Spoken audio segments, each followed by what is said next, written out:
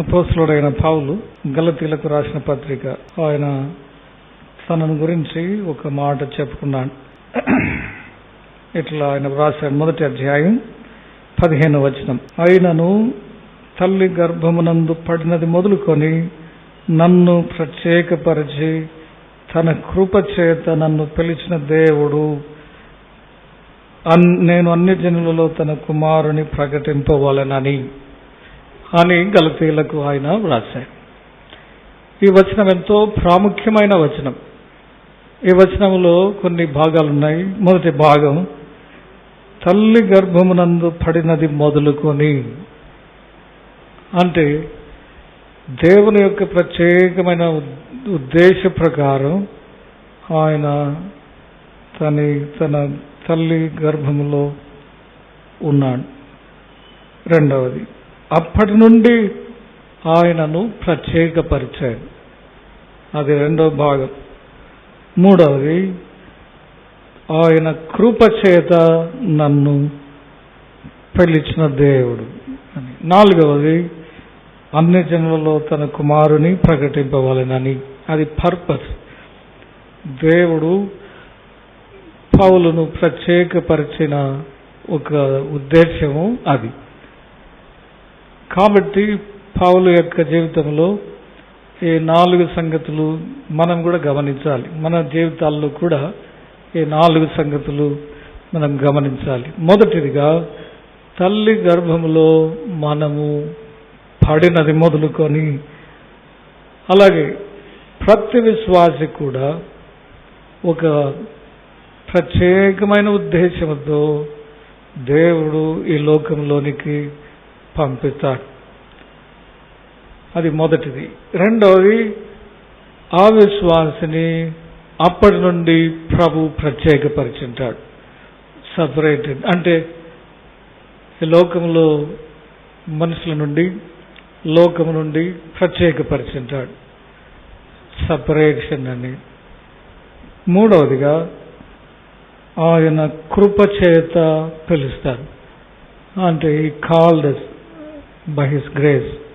అట్లనే ప్రతి విశ్వాసి కూడా ఆయన పిలువబడిన విశ్వాసి. అందుకని సంఘముగా కూడా విశ్వాసులముగా మనం కూడినప్పుడు కొన్ని సంగతులు మనం గమనించాలి. మొట్టమొదటిగా, ఒక వ్యక్తి దేవుని యొక్క పిలుపును వింటాడు. అది మొదటి మెట్టు.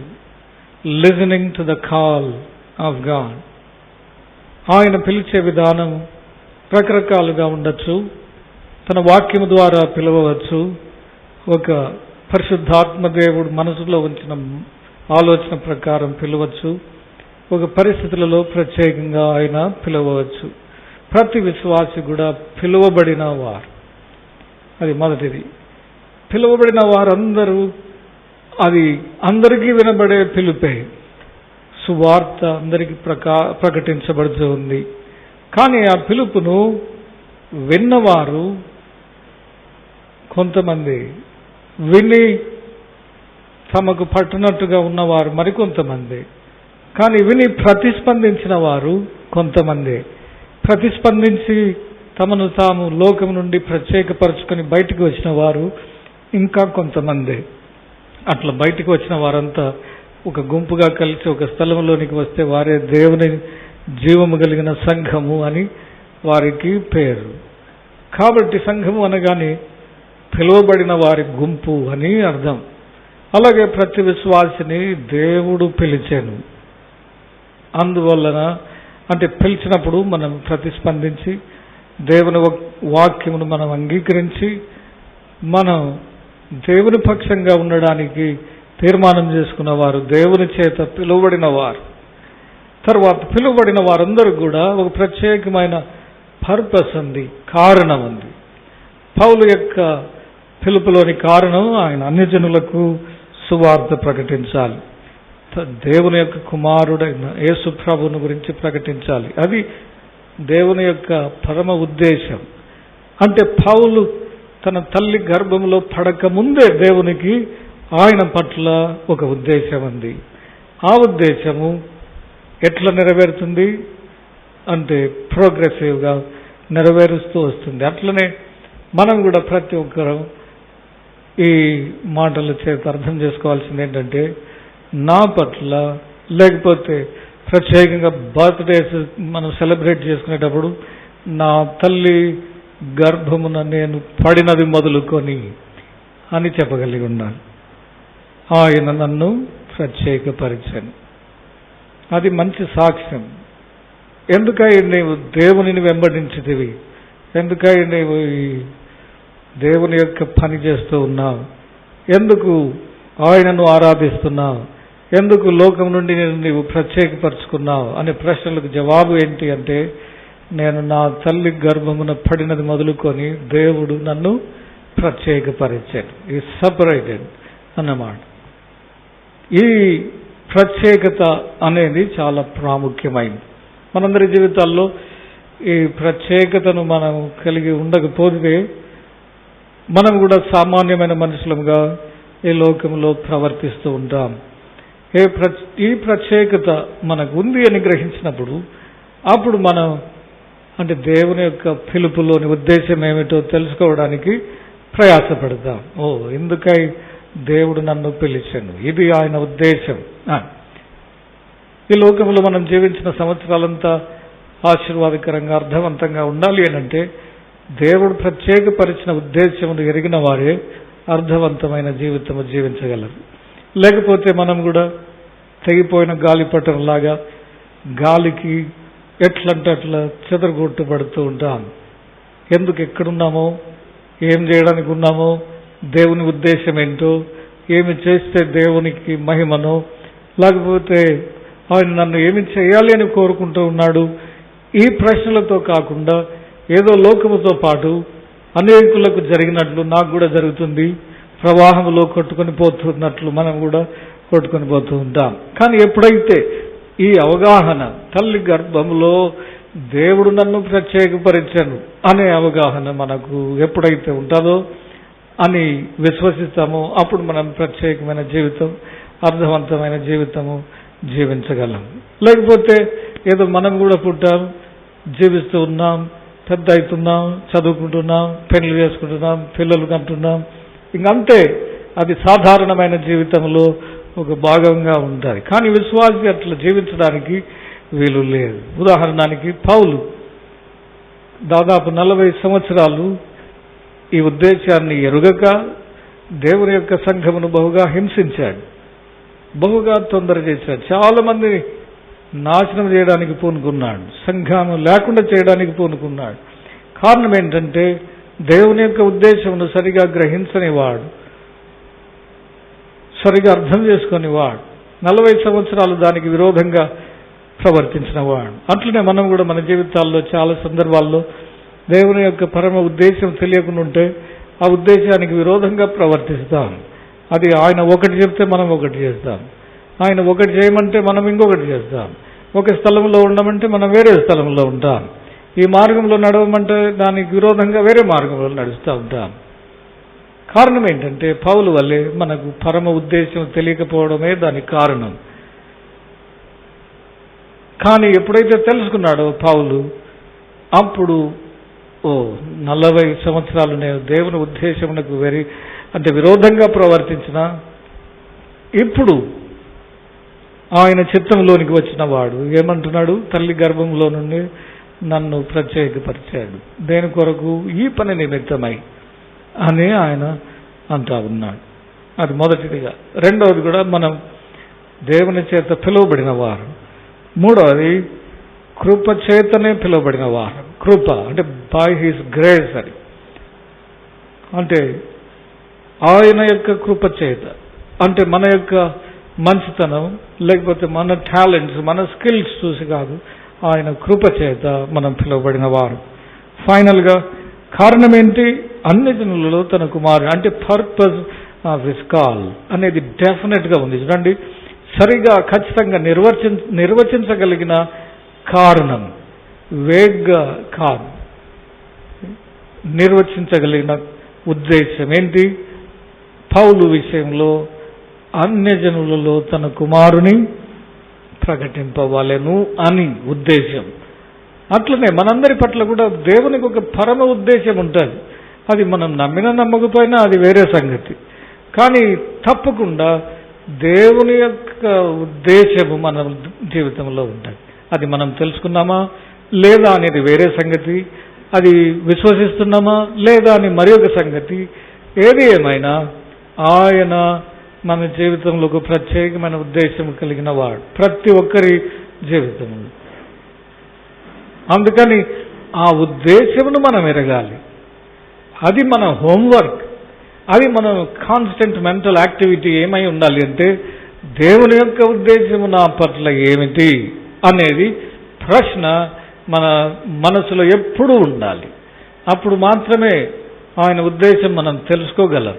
లేకపోతే మనం కూడా సాధారణమైన మనుషుల వల్లే, అనేకుల వల్లే, లోకంలో ఎంతోమంది ఉన్నారు అని వారి మాదిరిగానే మనం కూడా జీవిస్తాం. కానీ దేవుడు కోరుకునేది ఏంటంటే ఆయన ఉద్దేశం నెరవేర్చబడుటకై ప్రత్యేకంగా మనం జీవించాలి అని. అది పౌలు జీవితంలో మనం చూసేది. కాబట్టి కూర్చున్న ప్రతి ఒక్కరు కూడా మనం నమ్మిన నమ్మకపోయినా, లేకపోతే తమాషాగా తీసుకున్నా, సీరియస్గా తీసుకున్నా అంతా వేరే సంగతి. కానీ ఒక సత్యం ఏమిటి అంటే మన పట్ల, ఒక్కొక్కరి పట్ల దేవునికి ఒక ప్రత్యేకమైన ఉద్దేశము ఉంది. ఆ ఉద్దేశం అంచెలంచెలుగా ఆయన తెలియజేసేవాడు, ఒక్కసారిగా తెలియజేసేవాడు కాదు. మనము విశ్వసించి విధేయత చూపే కొలది స్పష్టత ఎక్కువగా మనము ఆ విషయంలో పొందగలము. ఎందుకై దేవుడు నన్ను పిలిచాను. అబ్రహాము జీవితంలో కూడా ఆయన పిలిచిన వెంటనే ఆయనకు ఎక్కడికి వెళ్ళాలి అని, ఎట్లా వెళ్ళాలి అని అవన్నీ దేవుడు చెప్పలేదు. అంచెలంచెలుగా విధేయత చూపిన కొలది ఆయన వెల్లడిపరుస్తూ వెళ్ళాడు అబ్రహాము జీవితంలో. మనం అది అందరికీ తెలిసింది కాబట్టి స్పష్టంగా మనం ఎరుగుదాం కదా. అంచెలంచెలుగా అబ్రహాము విధేయత చూపే కొలది దేవుని యొక్క ప్రణాళిక స్పష్టముగా అబ్రహాముకు తెలియబడుతూ వస్తుంది. అది మన విధేయత మీద ఆధారపడి ఉండే ప్రత్యక్షత అన్నమాట. రెండవది మన యొక్క సాక్రిఫైస్ మీద ఆధారపడి ఉండే ప్రత్యక్షత అన్నమాట. విధేయతతో ఆయన యొక్క ప్రణాళికను మనం చూడగలం.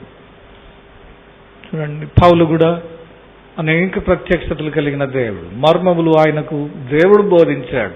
ఎప్పుడు ఒక్కసారే బోధించాడు అని లేదు. అంచెలంచెలుగా ఆయన దేవుని కొరకై శ్రమ పడుతూ వెళ్లే కొలది, దేవుని కొరకై పోరాడుతూ వెళ్లే కొలది, దేవుని కొరకై తన ప్రాణమును పానార్పణముగా పోసే కొలది, లెక్క చేయకుండా వెళ్లే కొలది దేవుడు ఏం చేశాడు, ఆయనను మోర్ డీపర్ ఎక్స్పీరియన్సెస్ అంటే లోతైన అనుభవంలో గుండా తీసుకువెళ్ళాడు. అంటే పీక్ ఏంటంటే ఆయనను 3వ ఆకాశమునకు తీసుకెళ్ళాడు. ఉచ్చరింప శక్యం కాని సంగతులు ఆయనకు దేవుడు చూపెట్టాడు. అది ఆయన జీవితంలో అత్యంతమైన, ఉన్నతమైన, శ్రేష్టమైన అనుభవం.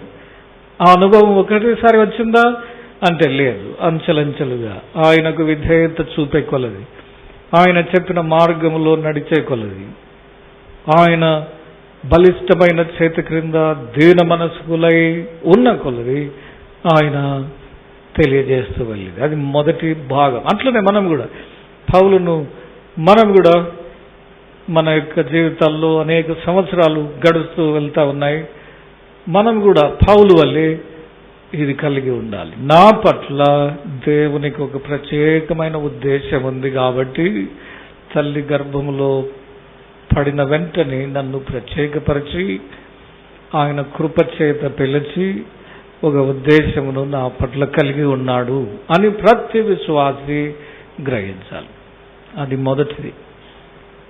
Every birthday should remind us that God has a definite purpose for our life. Science తెలిసిన వాళ్ళకి బాగా అర్థమవుతుంది. మనం ఎన్నుకోబడిన వారం అంటే ఏదో యాక్సిడెంటల్గా ఈ లోకంలోనికి మనం రాలేదు. ఒక ప్రత్యేకమైన ఉద్దేశం. Out of millions we are selected. అది పర్పస్ ఆఫ్ గాడ్, అది తెలుసుకోవాలి.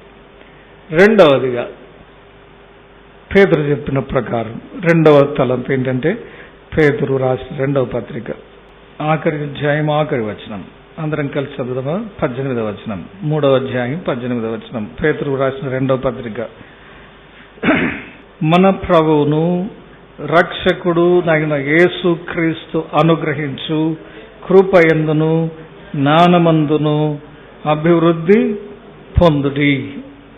ఆయన ఏమన్నాడు అంటే, మన ప్రభువును రక్షకుడు ఆయన యేసుక్రీస్తు అనుగ్రహించు కృపయందును జ్ఞానమందును ఏం గమంటున్నాడు ఆయన? అభివృద్ధి పొందుడి అన్నట్టు. ఆయన ఆ మాటలతో ఈ పత్రికను దాదాపు ముగించాడు. ఆయన చెప్పిన మాటల్లో ఏమని చెప్తున్నాడంటే, సంవత్సరాలు గడిచే కొద్దీ ఏం కావాలి? మనం కృపయందు జ్ఞానమందు అభివృద్ధి పొందాలి. ఫస్ట్ వచ్చేసి we have to grow in the grace of God. రెండవది in the knowledge of God. అది రెండు చాలా ప్రాముఖ్యమైన మాట. కృపయందు మనం అభివృద్ధి పొందాలి. దీంట్లో అర్థం ఏంటంటే, మనము సంవత్సరాలు గడిచే కొద్దీ దేవుని యొక్క కృపకు మరింత మనము పాత్రులం కావాలి. అంటే అర్థం ఏంటంటే, ఆయన యొక్క కృప అనేది ఆయనకు మనం విధేయత చూపే కొలది, ఆయన మార్గములో నడిచే కొలది, ఆయన చిత్తమును నెరవేర్చుకొలది మనం ఆయన కృపకు మరింత పాత్రులమైతాం. ఎంతవరకు అవుతాము అని అంటే, పౌలుకు నా కృప నీకు చాలు, మై గ్రేస్ ఈజ్ సఫిషియంట్ అంటది. అది సఫిషియంట్ అంటే sufficiency of the grace of God. అంటే మన యొక్క జీవితంలో ప్రతి అంశమును కవర్ చేయగలిగిన కృప అన్నమాట. చాలాసార్లు కొన్ని విషయాల కొరకై మనం ప్రార్థన చేయొచ్చు, చేయకపోవచ్చు. ఈ విషయంలో దేవునికి ఎందుకులే, మనం చూసుకుందాం అనుకున్న సందర్భాలు ఉండొచ్చు. ఏది ఏమైనా సఫిషియన్సీ ఆఫ్ గ్రేస్ అంటే అర్థమైందంటే, అందుకని కీర్తనలో ఒక మాట దావీదు అన్నాడు, నీ కృప చేత నన్ను ఏమని వాడినాడు ఆయన? ఆవరించుము అని అన్నాడు. ఆవరించము అంటే ఆవరించడం అంటే ఏంటి అంటే, సరౌండ్ మీ విత్ దై గ్రేస్. అంటే నన్ను ఆవరించు నీ కృప చేత అని. అంటే నా జీవితంలో ప్రతి అంశము కూడా ఆయన కృప కిందికి రావాలి. చూడండి, అంటే అర్థం ఏంటంటే, మనము పేతురు చెప్తున్నాడు గ్రో అంటున్నాడు, ఎదగాలి అని. అంటే అర్థం ఏంటంటే, మనము ఆయన యొక్క విధేయత చూపే కొలది, మనం ఆయన మార్గంలో నడిచే కొలది, ఆయన ఉద్దేశములు మనం నెరవేర్చే కొలది, ఆయన కొరకు మనం ప్రయాసపడే కొలది, చూడండి ఆయన మన పట్ల కలిగి ఉన్న ఉద్దేశం నెరవేర్చబడే కొలది మనం ఏమవుతామంటే we grow in the grace of God, multiplied grace. అందుకని యోహాను సువార్త 1వ అధ్యాయం 14వ వచనంలో కృప వెంబడి కృప, గ్రేస్ ఆఫ్టర్ గ్రేస్, అది మనకు దేవుడు ఇవ్వాలని కోరుకునేది. కృప వెంబడి కృప. దీనికి అర్థం ఏంటంటే, మనందరం గ్రహించాల్సింది, దినాలు సంవత్సరాలు గడిచే కొద్దీ మనము ఆయన కృపలో ఎదగాలి. గత సంవత్సరము ఆయన కృప నేను అనుభవించిన దానికంటే ఈ సంవత్సరం ఇంకా ఎక్కువ అనుభవించాలి. ఎట్లా అనుభవించగలం అనేది ప్రశ్న. లోకం మెజర్ చేసేటట్లు పరలోకం మెజర్ చేయదు. What ever is important in the world's understanding is insignificant in the heavenly perspective. అంటే అర్థం ఏంటి? లోకం ఏదైతే ప్రాముఖ్యమైందిగా ఘనమైందిగా ఎంచుకుంటుందో అది పరలోకపు దృష్టిలో ఘనమైంది కాదు. ఉదాహరణకి ధనవంతుడు లాజరు అని ఇద్దరున్నారు కదా. ధనవంతుని పేరు లేదు, దరిద్రుడైన వాని యొక్క పేరు బైబిల్ గ్రంథంలో వ్రాయబడి ఉంది, లాజరు అని. లోకము ధనవంతునికి ఎంతో గుర్తింపు ఇచ్చింది కదా, కానీ లాజరుకు గుర్తింపు పరలోకం ఇచ్చింది, ధనవంతునికి గుర్తింపు ఈ లోకము ఇచ్చింది. అట్లనే ఈ లోకములో ఘనమైన అంశాలు పరలోకపు దృష్టితో చూసినట్లయితే అవి లెక్కకు రాని అంశాలు. కాబట్టి మనం ఏం గమనించాలి ఇక్కడ అంటే, మెజరింగ్ ద గ్రేస్ అంటే ఆయన కృప ఎట్లా మనము కొలవగలం. ఆయన అన్నాడు ఎదగమన్నాడు కదా, మరి ఎట్లా ఎదిగేది? How can we grow in the grace of God అనేది మొట్టమొదటి కొల ప్రమాణం ఏంటి అంటే, మనము మన జీవితంలో దేవుని ఉద్దేశం ఎంతవరకు నెరవేరుతా ఉంది అని.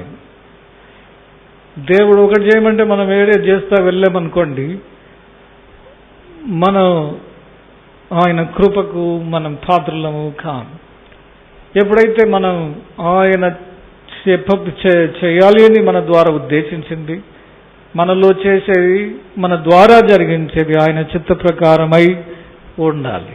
మొట్టమొదటిగా అన్యజనులలో సువార్త ప్రకటించడానికి పౌలుని పిలిచాడు. బహుభయంకరమైన పరిస్థితులు ఎదుర్కొన్నాడు.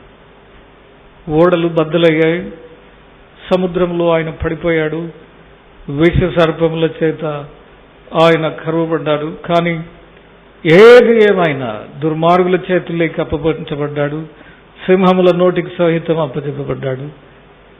కానీ ద గ్రేస్ ఆఫ్ గాడ్ ఏం చేసిన ఆయనను ఆవరించి ఉంది. టైం వచ్చినంత వరకు ఎవరే కానీ ఆయనను ఏమీ చేయలేకపోయారు, ఈ లోకంలో నుండి తీసివేయలేకపోయారు. అది గ్రేస్ అంటే. అప్పుడు ఆయన ఎంత రీసోర్స్ఫుల్ పర్సన్ అయినాడంటే 13 ఉత్తరాలు బైబిల్ గ్రంథంలో ఆయన వ్రాసినవి ఉన్నాయి. ఎంత ఆశ్చర్యం అంటే, అందుకని దేవుడు ఇట్లా అన్నాడు, మై గ్రేస్ ఇస్ సఫిషియంట్ అంటది అని. అంటే పౌలే ఒకవేళ సువార్త ప్రకటించకపోయింటే క్రైస్తవ్యమే లేదు ఈ లోకంలో. He is the founder. ఆయన మీద ఆధారపడి దేవుని యొక్క సంపూర్ణమైన రక్షణ ప్రణాళిక తెలియజేయబడింది. ఎంత ఆశ్చర్యం! ఆయనకుండే ఘనత పరలోకంలో మనం గెస్ చేయొచ్చు. అది ఆయన అంటే స్థితి. అట్లనే మనం కూడా by accomplishing what God intended to through our life, అది grace indicator. I am doing what God is telling me to do, that is the grace. ఎందుకంటే అట్లా చేయకుండా సైతానుడు చాలా ప్రయాసపడ్డాడు. దేవుడు నీ ద్వారా ఏమి చేయాలని అనుకున్నాడో అది నిన్ను చేయనీయకుండా సైతానుడు చాలా ప్రయత్నం చేస్తాడు. వాడి యొక్క పవర్ఫుల్ ఇంటెన్షన్ ఏంటంటే, ఫోర్స్ ఇన్ ఆపోజిట్ డైరెక్షన్ ఏంటంటే, దేవుడిని ద్వారా జరిగించాలనుకున్నది జరగనీయకుండా.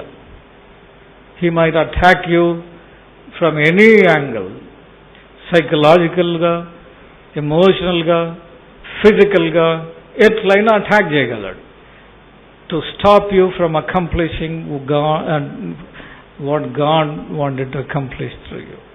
అది వాడి యొక్క ఉద్దేశం. ఇది అనుభవపూర్వకంగా నేను చెప్పేది. అంటే వాడు అటాక్ చేసే విధానాలు చాలా ఉంటాయి.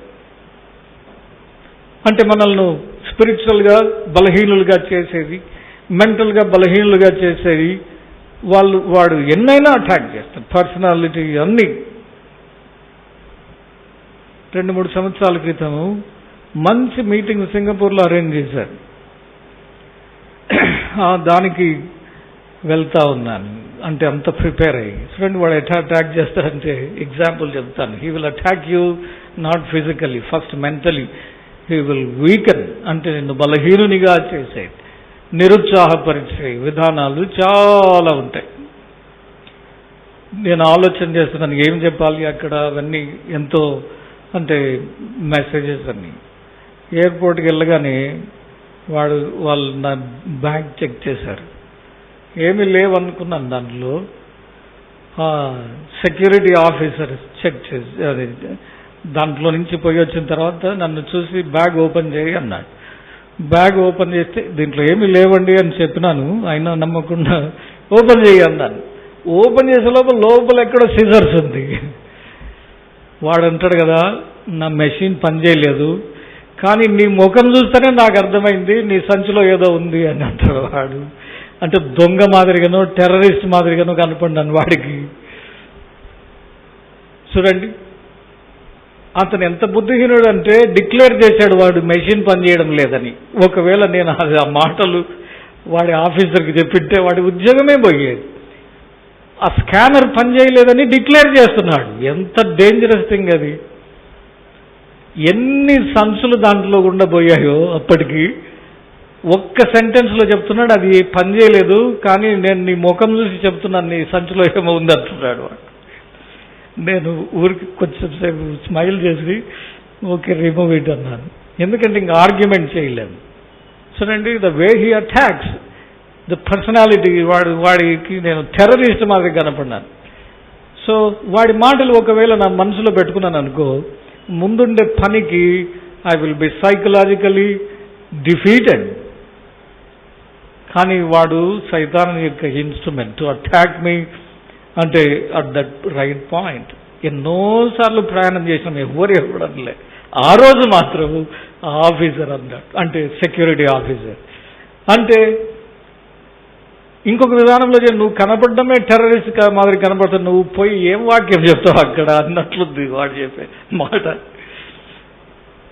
That's attack. చూడండి, చాలాసార్లు అట్లా మనల్ని అటాక్ చేస్తాం సైతాను. ఎందుకు? దేవుని యొక్క ఉద్దేశము మన ద్వారా నెరవేర్చబడకూడదు అనేది వాడి ఉద్దేశం.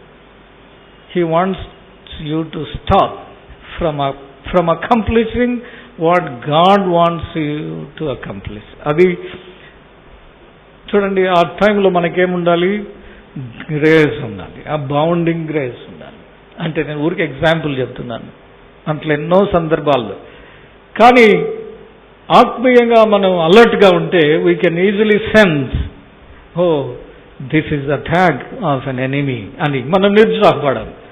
ఇది సైతానుడు నన్ను అటాక్ చేసే విధానం అని ఇంకా బలం పొందుతామే కానీ నిరుత్సాహపడి వెళ్ళం.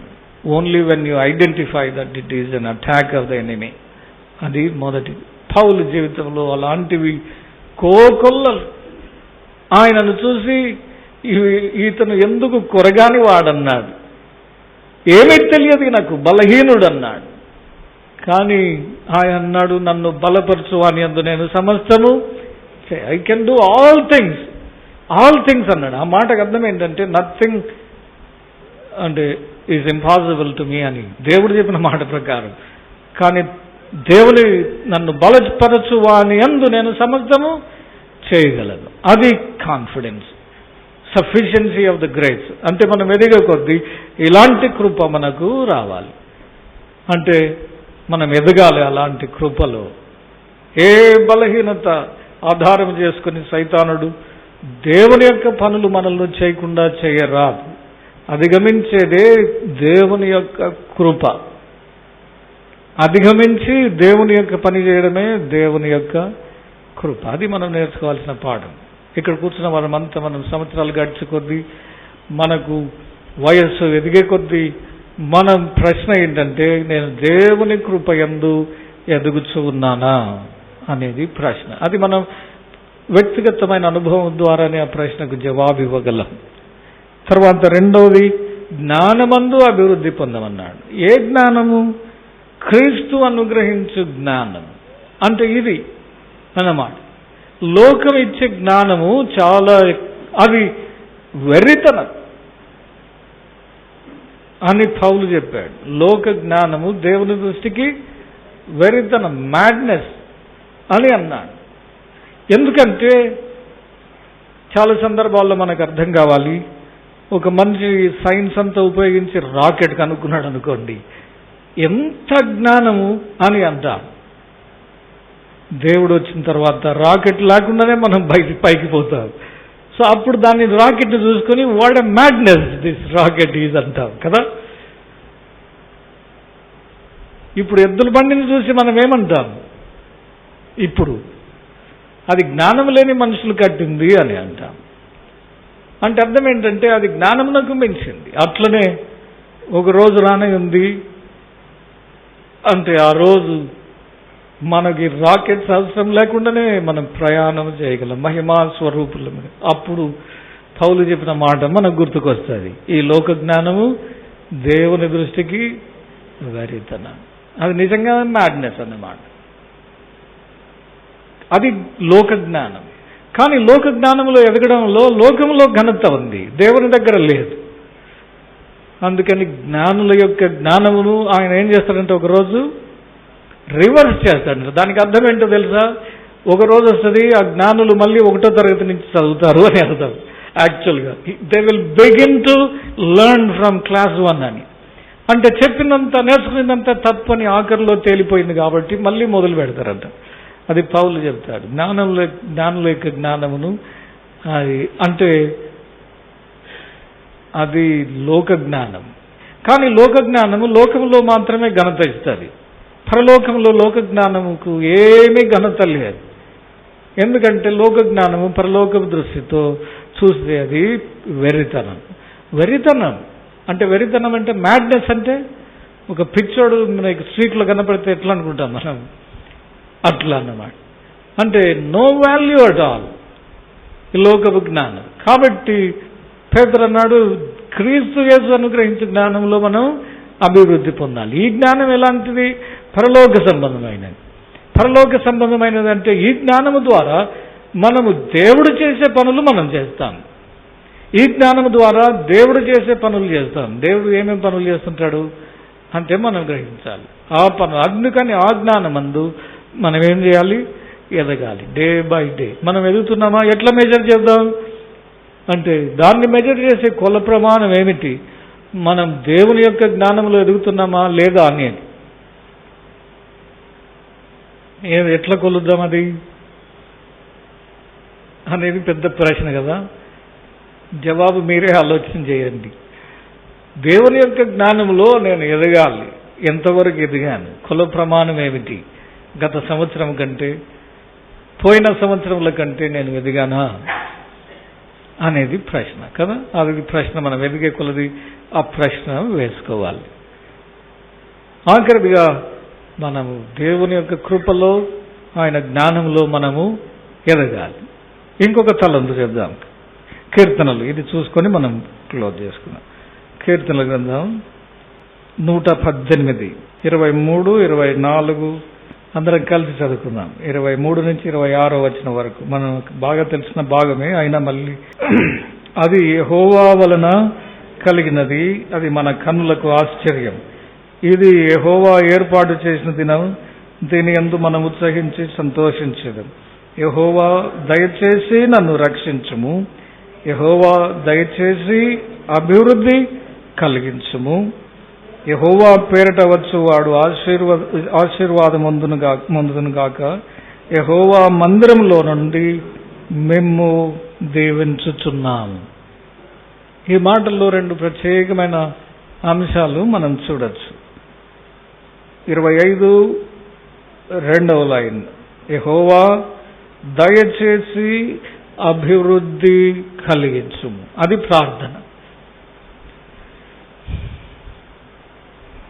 తరువాత 2వది 26 వచనం ఆఖరి భాగం, యెహోవా మందిరంలో నుండి మేము దీవించుచున్నాము. ఈ మాటలకు అర్థమేమిటి అనేది మనం కొన్ని సంగతులు చూద్దాం. మొట్టమొదటిగా దయచేసి అభివృద్ధి కలిగించుము అంటే దానికి ముందు ఆయన అన్నాడు, ఇది యెహోవా ఏర్పాటు చేసిన దినం, దీని యందు మనం ఉత్సహించి సంతోషించడం అని చెప్పి దయచేసి అభివృద్ధి కలిగించు. అనేది మన ప్రార్థన ఉండాలి. ప్రభువా, నీ కృపలో, నీ జ్ఞానములో నేను ఎదుగునట్లు, నీ కొరకై నేను ఈ లోకంలో ఉండగానే నీవు నా ద్వారా చేయను ఉద్దేశించిందంతా కూడా చేయుటకు మనకు దేవుడు కృప ఇవ్వాలి. అది మొదటిదిగా. రెండవది, యెహోవా మందిరంలో నుండి మేము దీవించుతున్నాం. ఎందుకు మందిరంలో నుండి దీవించుట? రాజు అంతఃపురంలో నుంచి దీవించచ్చునా? కానీ యెహోవా మందిరంలో నుండి దీవించుట అంటే అర్థమేమిటి? ఆఖరి దినాల్లో మనం గ్రహించాలి. మనమందరం కూడా విశ్వాసులంగా ఎక్కడైతే కూడి వస్తామో అది దేవుని యొక్క మందిరం. దేవుని యొక్క మందిరం అంటే గుడి, గోపురము, ఇటుకలతో కట్టిన గోడలు, ఇల్లుగా. దేవుని యొక్క మందిరం అంటే సజీవమైన రాళ్ళు. మనం ఎక్కడ కూడి వచ్చినా మన మధ్యలో ఆయన దేవుని యొక్క మందిరముగా మనం పిలువబడతాం. ఎక్కడ ఆరు బయట కూడి వచ్చినా, సముద్రం పక్కన కూడి వచ్చినా, చెట్టు కింద ఉన్నా, టెంట్ కింద ఉన్నా, ఎక్కడున్నా కానీ దేవుని నమ్మిన విశ్వాసులు ఎక్కడ కూడి వస్తారో వారు దేవుని మందిరం. నూతన నిబంధన గ్రంథ ప్రకారం. కానీ పాత నిబంధనల్లో ప్రత్యేకపరిచిన దేవుని మందిరం ఉండేది. అది గోడలతో నిర్మాణం చేయబడింది. ఏదేమైనా అక్కడ విశ్వాసులు కూడి వచ్చి దేవునిని స్తుతించేవారు, ఘనపరిచేవారు. ఈ మాటల్లో దేవుని మందిరంలో నుండి మేము ఆశీర్వదించడం అంటే అది వ్యాలిడ్ బ్లెస్సింగ్, అంటే నిజమైన ఆశీర్వాదం. కాబట్టి ఆఖరి దినాల్లో దేవుని యొక్క మందిరానికి మనుషులు ప్రాధాన్యత ఇవ్వరు. అమెరికాలో చర్చెస్ అన్నిటినీ సినిమా హాల్స్గా తయారు చేస్తున్నారు. ఇంకా చర్చెస్ను మసీదులుగా మార్చేశారు. ఇంకా కొన్ని చర్చెస్ ఇది షాపింగ్ మాల్స్గా తయారు చేశారు. ఎంటీ అయిపోతున్నాయి. కారణం ఏంటంటే సంఘము లేకపోతే మందిరము అనే అంశం వారికి తెలియదు. జనరేషన్స్ ఆఫ్టర్ జనరేషన్స్ తల్లులు, తండ్రులు పిల్లలకు నేర్పని కారణాన పిల్లలు జనరేషన్స్ ఏమవుతున్నాయంటే దేవుని యొక్క మందిరం యొక్క ప్రాధాన్యత వారికి తెలియకుండా పోయింది. పాతకాలంలో పితరులు ఎంతో అంటే గౌరవ మర్యాదలతో దేవుని యొక్క సంఘము అని అక్కడికి వచ్చి ప్రార్థన వాక్యం కలిగి ఉండేవారు. రాను రాను జనరేషన్స్లో అది డైల్యూట్ అయింది ఆ థాట్. కారణం ఏంటంటే వారికి తల్లిదండ్రులు నేర్పకపోవడాన్ని బట్టి, తల్లిదండ్రులు వారికై వారు సంఘమును గౌరవించకపోవడాన్ని బట్టి ఏమైంది అంటే ఆఖరిగా ఇట్లా. ఏది ఏమైనా మనం తెలుసుకోవాల్సింది ఏంటంటే కుటుంబాలుగా దేవుని మందిరము నిజమైన ఆశీర్వాదమునకు అది మనకు ఒక channel of blessing is the church of living God. ఇంకేదీ లేదు. అందుకని సియోనులో నుండి నేను నిన్ను ఆశీర్వదించాను. ఎందుకని అక్కడ నుండే అంటే అక్కడ నుండి దేవాది దేవుడు ఆశీర్వదిస్తారంట. సియోను అనేది కొత్త నిబంధన గ్రంథములో సంఘమునకు సాదృశ్యం. కాబట్టి కుటుంబాలుగా మనం సంఘమునకు ప్రాధాన్యత ఇవ్వాలి. అప్పుడు మనకు సంవత్సరములు గడిచే కొద్దీ మనము కుటుంబాలు ఆశీర్వదింపబడతారు. దేవుని యొక్క జ్ఞానము, కృపలో ఎదుగుతారు. లోకము వారిని ఏమి చేయలేదు. సైతాను యొక్క ప్రతి కుతంత్రము వారి పసిగట్టగలరు. ప్రతి విరోధమైన పరిస్థితిని వారు ధైర్యంతో ఎదుర్కోగలరు. అది మనం చేయాల్సింది.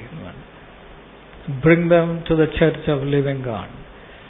అంటే ఈ కాలంలో ఆఖరి దినాల్లో సంఘాలు ఊరికే అస్థిపంజరాలుగా ఉండడానికి కారణం ఏంటంటే ఒక ఆచారబద్ధమైన పద్ధతులు, రూల్స్, రెగ్యులేషన్స్ ఇట్లాంటివన్నీ ఉండి అవి ఆత్మీయంగా ఫంక్షన్ చేయకుండా ఫిజికల్గా ఫంక్షన్ భౌతికంగా అన్ని బాగానే పనిచేస్తున్నారు.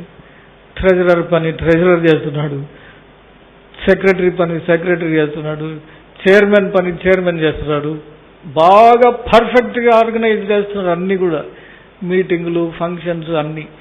కానీ ఆత్మీయమైన ఫంక్షనాలిటీ లేదు. కారణం ఏంటంటే ఆత్మీయమైన ప్రిన్సిపల్స్ వారు ఫాలో అవ్వడం లేదు. అది భయంకరమైన ఆఖరి దినాల్లో పరిస్థితి. దేవుడిని చూడకుండా మందిరంలో మనుషులను చూడడమే కారణం, దేవుని వాక్యం వినకుండా మనుషుల మాటలు వినడమే కారణం. కానీ ఏది ఏమైనా మనల్ని దేవుడు ఆశీర్వదించాలి అని అంటే ఆయన ఇట్లా అన్నాడు. చూడండి, ఈ 26వ వచనం ఆఖరి భాగం, యెహోవా మందిరంలో నుండి మేము దీవించుచున్నాం.